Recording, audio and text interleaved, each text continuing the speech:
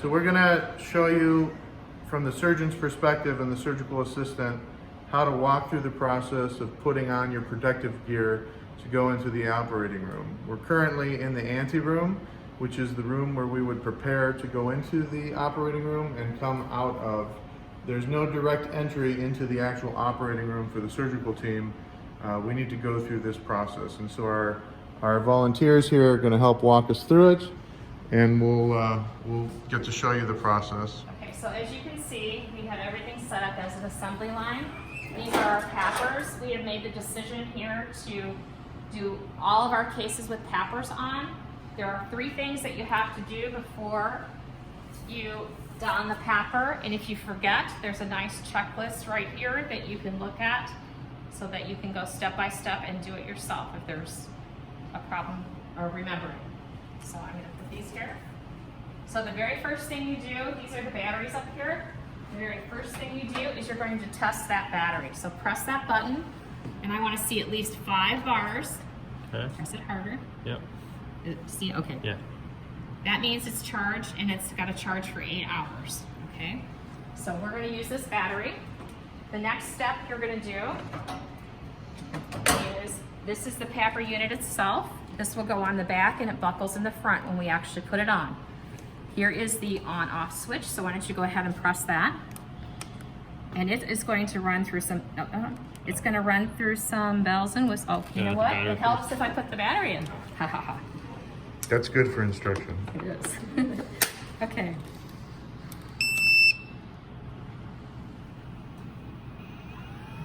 Okay, it's going to go through all the bells and whistles and do all the self-testing. There are 2 more tests that you have to do before you can actually wear this. Kind of vibrated. Did you feel that? Yep. Okay. All right. So after this unit has been running for 1 minute, we're going to tip this unit about like that. We're going to put this flow meter here, and it has to be at least at the E, and this is after 1 minute. So technically I shouldn't be testing it just yet, but wait for a minute and then do it. And this is all relative to where we're at in sea level, okay? So we're gonna say this passed. If it didn't pass, you don't use the unit. The next test, you got a hold of that? Got it. The next test is you're gonna take the palm of your hand and you're gonna occlude that.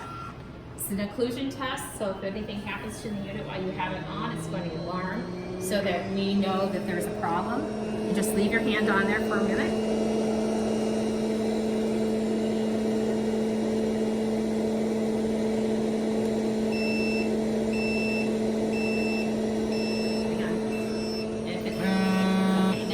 Trying to get your attention. Okay, you can take it off. Now, we're going to turn this off simply because it is loud right now. To turn it off, you have to push and hold the on button, and then it'll turn off, okay? The next step you're going to do is take one of these hoses, and you're going to attach the hose to there. Okay, and now I want you to put the unit on. Okay.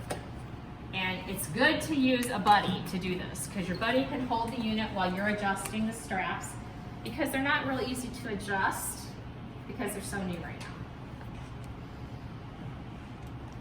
And so we will have people in this room to assist anytime they have to go into a case.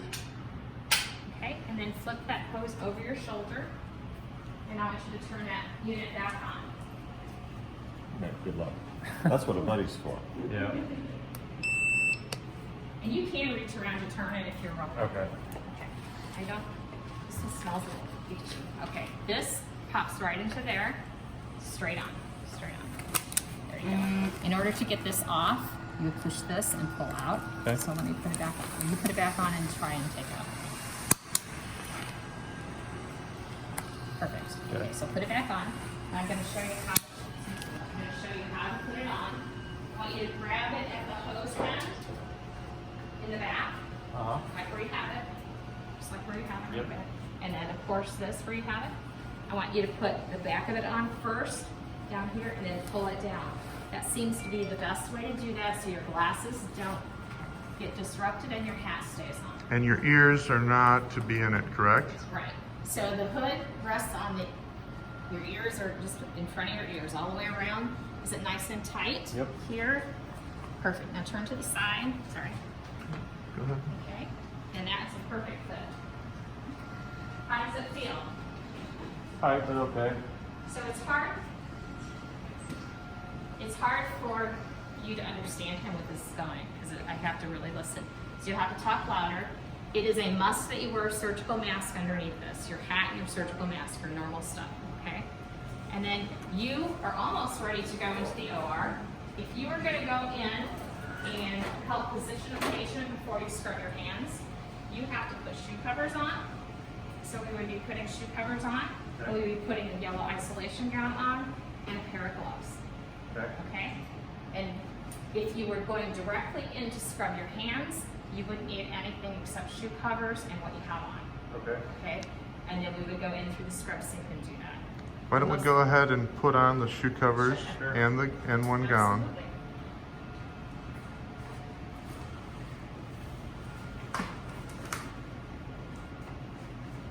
And then again, if you don't remember what you're supposed to wear, we have signs for the residents, the circulators, the surge techs, the nurses in the room, the support. And Kathy, would you say this adds about how much time to the process before and after? I would say that you should count on at least 10 minutes getting dressed because it's going to take probably 3 to 4 just to get the papper done here. And then, you know, you're going to have to scrub in later too, so that's going to add some time before you actually start your procedure. So the whole thing will probably take about a half an hour extra to do this. So it's very important to be patient and cooperative, Very right? important. We want everyone to be safe, so everyone in this room will be checked. You will not be allowed to go in that room unless you are covered the way you're supposed to be covered. Okay.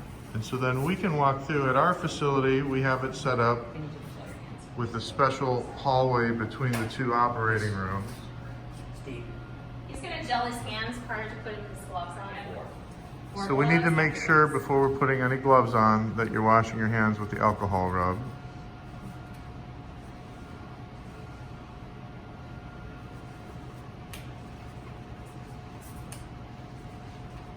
You can be a little sticky with the...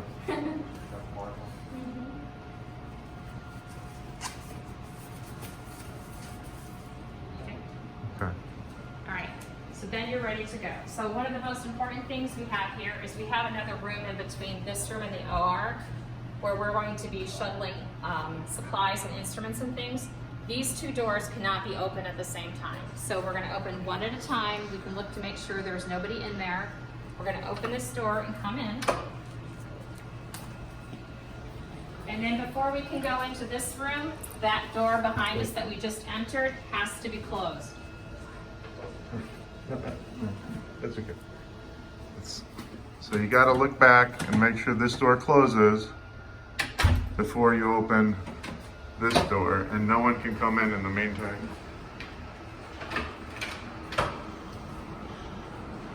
Now for instruction, we do have some other people who are joining us, but this wouldn't be the case otherwise.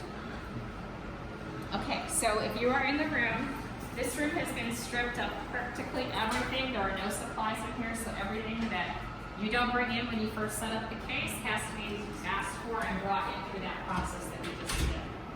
After the patient is in the room, you're going to keep the patient bed here. It's going to be over there against that wall.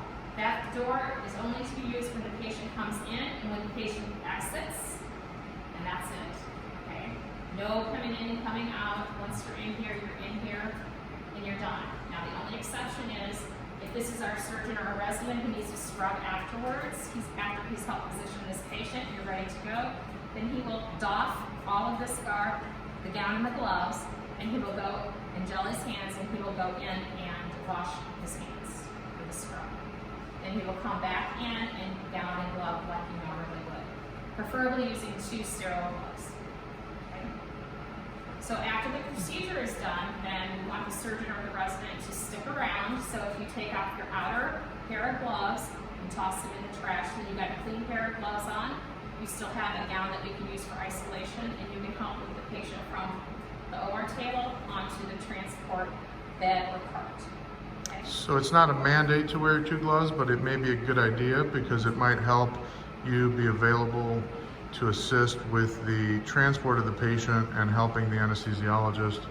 And we should not be leaving the room until the patient is transferred to the cart and that you've confirmed with anesthesia that the patient is stable and that way the surgical team, meaning the surgeon assistant, can step away from the bed in the room. And then at that point, if we assume that this current gown and gloves were the surgical gown and gloves, can we walk through the process of how he would take that off? So when we're completely done, we're gonna walk over here to this area. The first thing you're gonna do is you're gonna reach down. So you have a sterile gown and glove. You're gonna reach down and take your shoe covers off. So go ahead and do that. You're gonna throw them in this trash can right here. And then the proper way to take this off is to pull like you do a surgical. You want to break it away. And you want your gloves to come off inside your gown. Peel it down.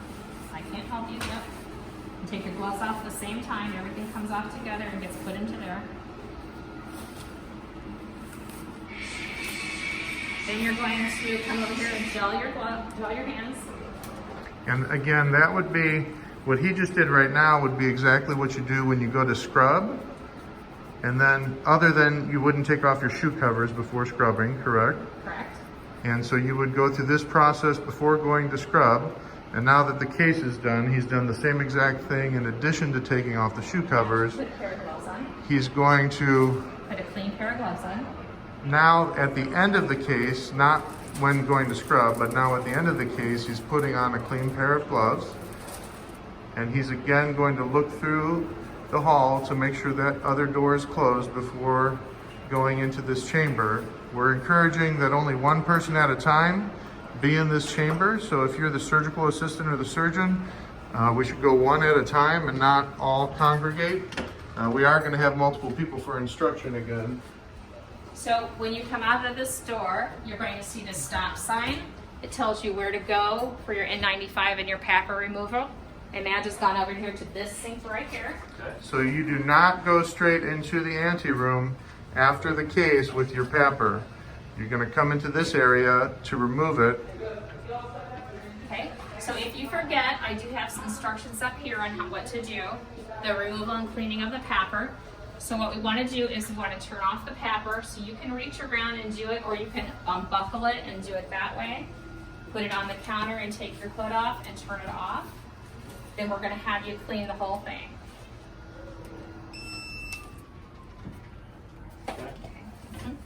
This step is very important to follow. Every person putting one on is going to be the person responsible for cleaning it. There's not going to be someone to come in and clean this for you. So you need to respect the process for the next person that's going to use it. So this counter is now dirty. He's going to take a Clorox bleach and he's going to disconnect the hood, and he's going to wash the hood first. Once the hood is going to be washed inside and out, all the cracks and crevices, pull it apart. When you've got that finished, you're going to hang it up on a hook, like right there. And then you can go to your unit and wipe it down.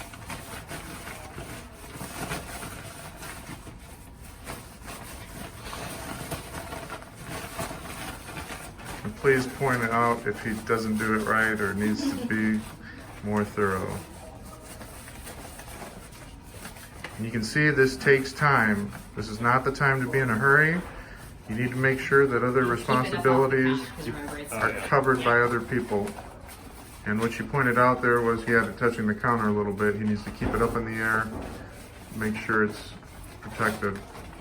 Just let that go, get another one, and clean the inside. Do not pick up Clorox wipes off the floor.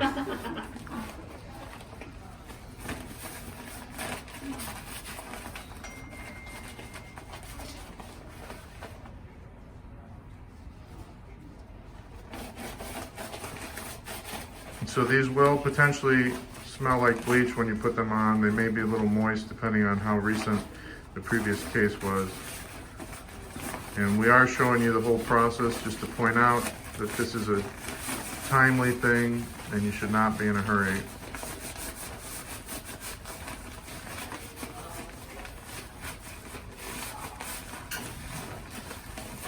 The process for the surgical tech and circulator is essentially the same for putting on and taking off the gear. So there's not much different there other than the role that they would have in the room. Over there, we have a couple hooks out here. So once you clean it, you do not set it back on the counter. You need to hang it in the air.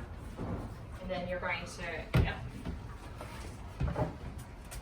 going to pick this one up off the counter. Trash right there. Pick that one up off the counter and don't put it back on the counter until it's clean and you've wiped the counter off. Do I disconnect the hose right now? I wouldn't right now. Okay. It makes it more difficult to handle. And there is not a buddy for this part of it. Make sure you're not letting it touch your scrubs as well. And is this a one person at a time job, so everyone else has to wait in the OR? Up to 2 people, but preferably one at a time. As you can see, we don't have a lot of room.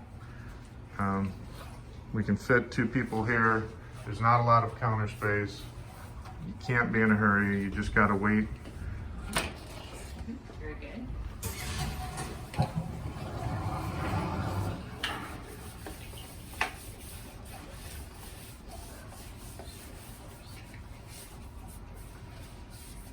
I have found that once I've cleaned one of these handles, I can hold it better that way than the other handle.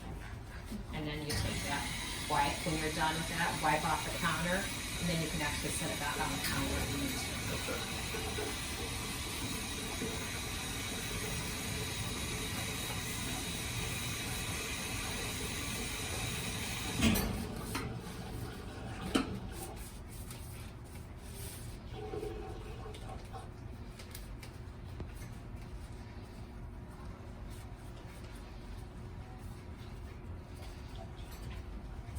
So wipe the counter down, you can set it back down because then you're going to take your gloves off.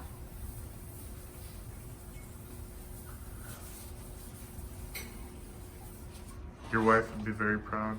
I was just going to say, or his mama, one of the two.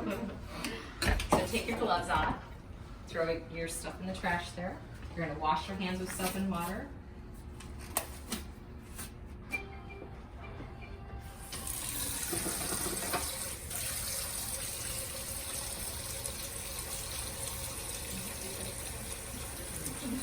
Sing happy birthday.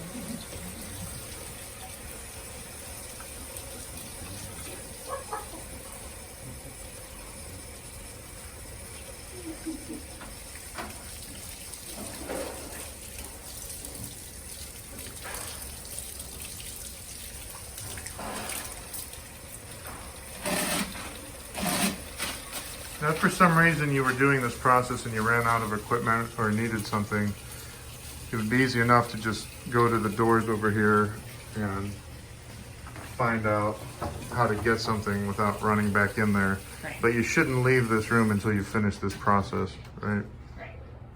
Now just pick up the 2 clean units with your 2 clean hands. We're going to walk back into the clean anteroom after we make sure there's no doors open on either side.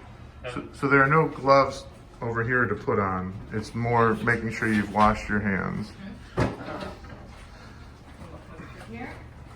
Good thing to put on one of the hooks.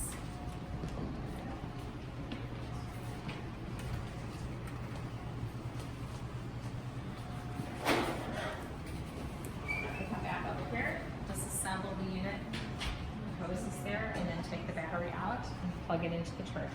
So if a unit is here, that means it's been cleaned by the person who previously used it. So no circumstance do you put a used unit without cleaning it in this area or bring it into this room. And at this point, is he done with the process? He is done. Okay. So thank you for watching. Hopefully this was helpful.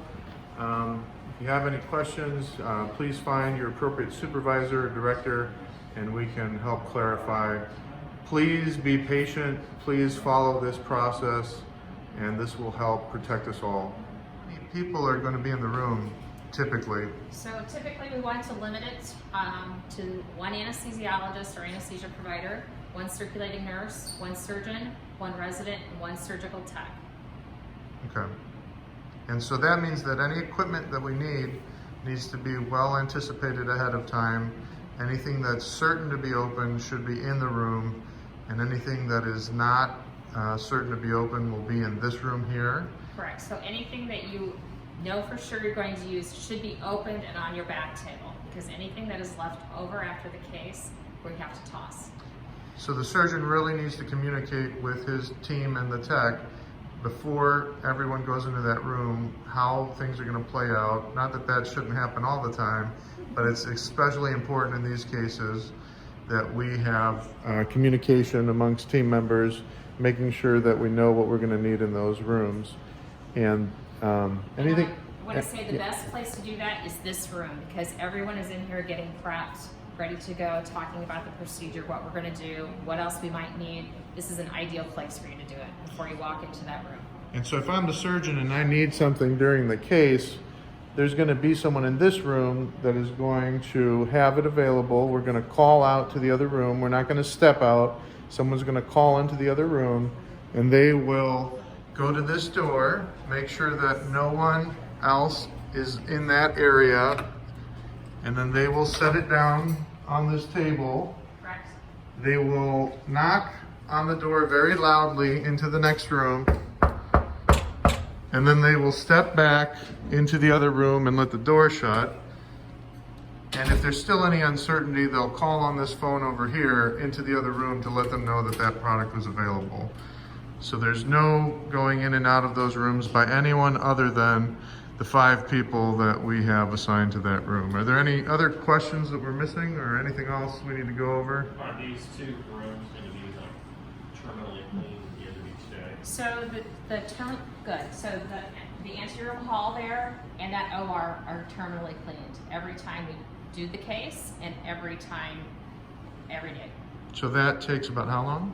That takes a long time. So what's going to happen is that with a patient, when you're done with your surgery, the patient's still going to be there for a good 30, 40 minutes before they leave. And then the room is shut down for another 30 minutes after that anesthesia nurse team gets back. It has to come through this room and do this process. So that's when we start the clock. So it's going to be at least an hour to an hour and 15 minutes before that room would ever be available if you wanted to use it again. Yeah, so realistically, we're probably talking about 2 hours between cases or more, and not a quick turnover. And so at our facility currently, there's just one group of rooms set up to accommodate this. We have options to expand that if we need to. Any other questions that we should be answering for the surgeons out there? We were asked to stay in the room until the patient's moved over, but also asked not to be in the room when intubation and extubation occurs. When is that? So that's for different rooms and different scenarios. Right now, that's for the patients that we don't have a COVID suspect or positive. So any patient who is COVID suspect or COVID positive that needs surgery will go through this exact process, which means that all of those people will be in the room wearing the appropriate hood and gear to be available to assist, and you should be fully protected with that gear on in that process. So you will be in the room at the time of intubation, typically for this particular scenario, whereas operations on non-COVID patients is what you were referring to. And we have a little sign there that kind of covers that, and you can pause your video if you need to take a good look at that. Any other questions that we should be asking for surgeons out there? Once again, thanks everyone for participating, and thank you to Kathy very much for putting in all this great work. There's 2 masks, hoods, and shields up on the wall, and I asked when is it appropriate to use which hood. So we want everyone in these rooms to wear PAPRs. If they can't wear a PAPR and they have to wear an N95, those are available, but it's not what we want them to do. So if a surgeon needs or wants to wear a headlight or loops, these PAPRs will likely, the headlight it won't work for sure, the loops will unlikely to fit in that. So they would have to find a way to make it work with this shield and an N95. So it's not our preference, we're not preferring to do N95, but if the surgeon needs to wear a loop to perform a surgery safely, then the N95 would be the next option with a face shield in front of all that. So I'm in the hallway right now for a situation of a suspected or potential COVID patient or a positive COVID patient. And what we have is the hallway is blocked off and there is tape. So no one is allowed to enter or exit this area while the patient is in the hallway. The patient was brought in from the elevator this way, brought through this area, and then everything was taped off. The patient then goes to the room directly. This is the ante room where the staff get doffed and donned, but then the actual room is down in this area and separate from the rest of the hallways and OR space. So no one can come through here and get exposed. The patient is in there with the team until the case is done, and there's no one entering or exiting through that door until the patient comes through the door. And security is blocking off the hallways to get the patient from their room to the operating room. And then the team comes in here to the ante room where we will go through getting all of the